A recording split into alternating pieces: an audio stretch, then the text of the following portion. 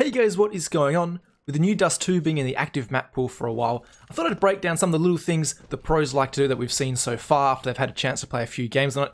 Basically some of the little tricks, maybe one or two main things they use, not full execute breakdowns. I might work on them a little bit more in the future. I've seen a few more games, but there's a few little things you can definitely implement with your mate or just by yourself to really help maximize your chance into winning all these rounds in the future. First one being you can boost over this long smoke sometimes. Device should have died here. He actually turns around and gets nitro because he's device. But most of you aren't playing device, you don't have to worry about that too much. And even with long control, also if you want to cross to A site, the cross is a little bit wider in this new iteration. So this smoke is one we've basically seen all the pros use right now. It's going to land deeper in towards that CT cross. And again, we saw even in the old iterations, a lot of teams preferring that one. But that's one you should definitely try and add to your arsenal rather than trying to throw two smokes to block off this cross earlier on, or the one you're seeing right now on your screen.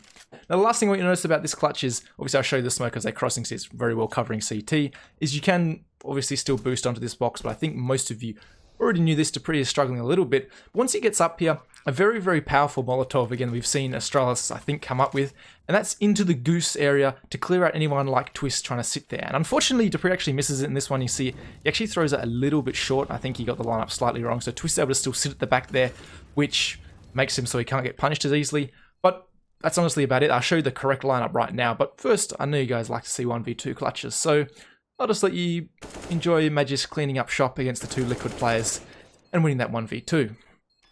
The easiest way I found to line up this Molotov, obviously push yourself into the box, find this marking on the wall, then you're just going to slide yourself up, again pushing against the box the whole way, then aim either to the center or to the right of this electrical piece of equipment, I guess you'd call it, up on the top of that pole, and just throw without moving. You obviously want to throw it quickly, but you can see that would have forced Twist all the way out. He can't sit in that corner or even at the back anymore, and it would have been a much easier punish for Dupree coming up short.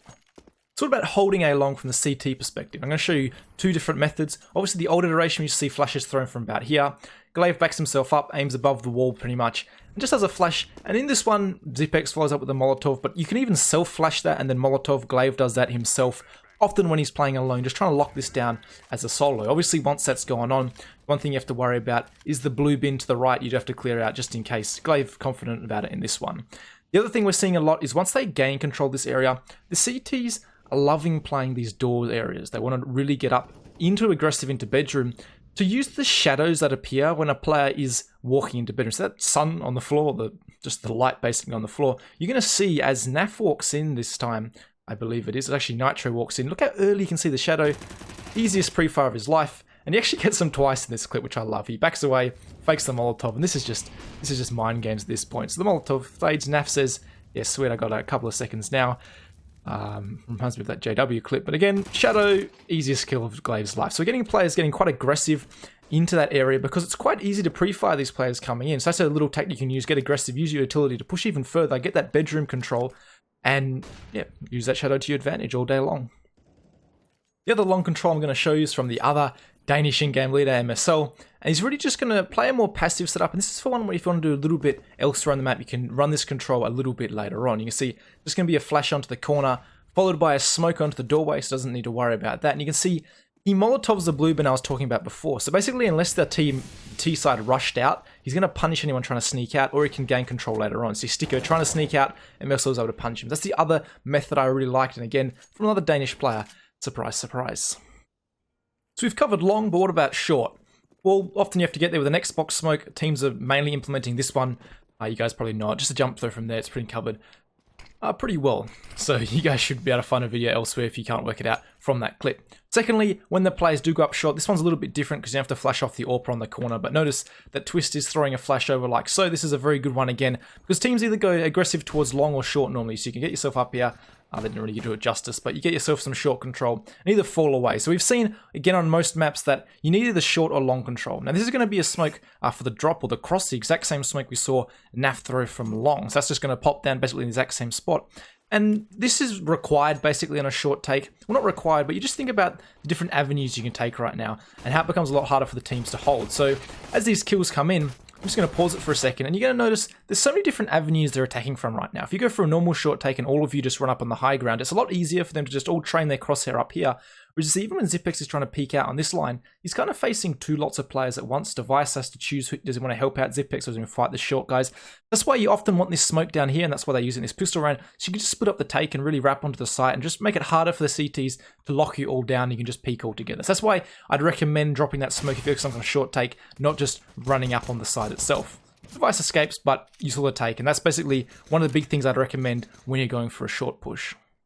Another thing you need to understand is on the CT side, you either need long or mid/short control, otherwise you're basically cooked if they hit the A site. You can see in this particular example, as the north side go out towards long, it's going to be a great example of how they recognize this and want to push the players back. You can see MouseSports doing exactly what I said, very heavy mid/short presence with very little out here towards long. So it's either one or the other. You commit your men over towards here to lock down this area of the map, because if you don't have either on the CT side, you're basically screwed. So you can see there's just a Kirby here keeping them at bay as they try and set up for their smokes. Valde's going to throw the one we've seen thrown before, and MSL's going to throw this one, which lands on a catwalk. And I love the recognition from North that this has to be the case. If we went out long without much resistance right now, either we're dead and we win this fight, or if we get out there, as we did in this scenario, I can smoke off short, like so, and our take out here towards the side itself is going to be a lot easier because we've now forced them to play on the edge of a smoke. They have to try and fade in and out of that. You can see as Oscar's being challenged right now, both the players, they all go down. They can challenge onto sight. So again, I love the recognition. That's just a very subtle thing you need to know. So if you're a low rank and your teams aren't playing either a lot towards middle or towards long, you're playing like 1 and 1 and not really getting control anywhere, probably time for some adjustment. Or if you are playing at a decent level, you probably realize this, and then you can do hits like this. I've seen them even use that smoke on a gun round when they just go at long, and they realize, oh, we've actually been given long relatively easily. So we throw that smoke, force the rotators to jump through it, giving us the advantage in the gunfights. Now, I hear you all crying. What about my rush B? Well, you can still do it. Teams are attempting it. Team Liquid in this scenario against Astralis definitely trying it out. But if you do a good job with utility and positioning, it should become quite easy for the CTs to at least lock this down initially. So you're going to see Taco do what you expect on a rush B, which is to create a bit of extra space, trying to throw this smoke out. So it's harder for the CTs not to just tunnel all their vision onto this choke point as you're trying to run out. One thing you notice though is Dupree Molotov that straight away at the start of the round, and now he's following it with a nade. So he Molotovs almost every round, or him or Magisk, and then he nades. If the smoke puts it out, he nades because he knows the rush is probably coming. So he's going to do massive damage with this grenade. The other part of this defense is actually more important. So the grenade doesn't go off if Magisk is soloing this. He gets himself into this position after Molotoving it in most situations. And this is because of how it affects these rush Bs and basically flashing him. You can see right now as these players come in, he can just spray the smoke, the flashes pop, but you can see where the flashes actually explode on most of these rush Bs, which is off to the left-hand side. This is where teams like to flash this scenario, catch anyone maybe trying to push the car early at the round. Whereas Magisk puts himself here, so this double stack or the big box or just the basic ledging to his right here basically protects him from all flashes, unless they do basically pop right in the smoke, which is very uncommon from a rush B or from a T side actually taking this approach. So they're just at small positioning, avoiding the flashes and the Molotov early on is enough often to shut this down, get yourselves 1 or 2 kills. He gets one entering, leaving the smoke, gets another one, and he could have had more, but he just ends up losing the fight. Again, he's controlling a lot of these fights, gets double peak, does huge amount of damage. The rest of the Astralis side, look at the damage, 13 HP, 37 HP. They're pretty content here just to try and retake this later on. Dupree's getting a little bit aggressive, but that's just Dupree. So you can see, very simple way to lock down the B site, and one I definitely recommend is just moving to that spot, and you'll avoid all those flashes and those rush Bs, and your teammates screaming at you, how could you not get 1 kill? Because you won't, you'll get at least 3, because you'll be in that amazing position. Now, as we all know, B rushes are very hit and miss, quite hard to come at that choke point, as I showed in those last couple of clips, where Team Liquid basically got shut down by Astralis. Now, the other option is obviously to smoke the middle area and go mid to B. And there's a huge reason behind this. It's quite similar to that short take actually I was talking about, whereas it just forces the CTs to look in different directions, forcing them to use their utility, and basically just distract them from the B that's going to happen. This is a perfect example right now, again from North against MouseSports.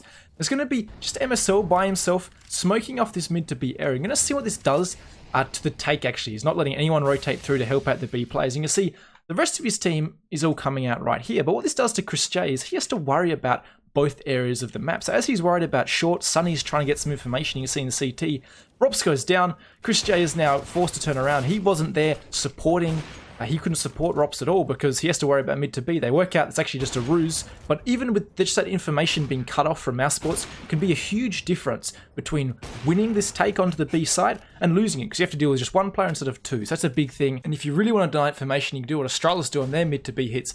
which is actually use 2 smokes. Notice as well, they actually get themselves out middle. They're actually going to do a full mid to B, not really a fake like the north side did. You see, as Glaive gets himself, he lines up this particular smoke, and this is going to land on where you can boost up to see over it. Then he's going to flash into it and get his players up here. They've picked the perfect time to do this as well in this round. Taco left alone on the B site, but they're going to basically cruise up here. No information for the player in CT, and basically the round's over. So that's another alternative if you're really worried about someone boosting over that smoke. And that's it. I'm sure we're going to see more after they have time to sit down during the player break and really work out this map. But as always, make sure to subscribe and like the video if you did, and I'll catch you all in the next one.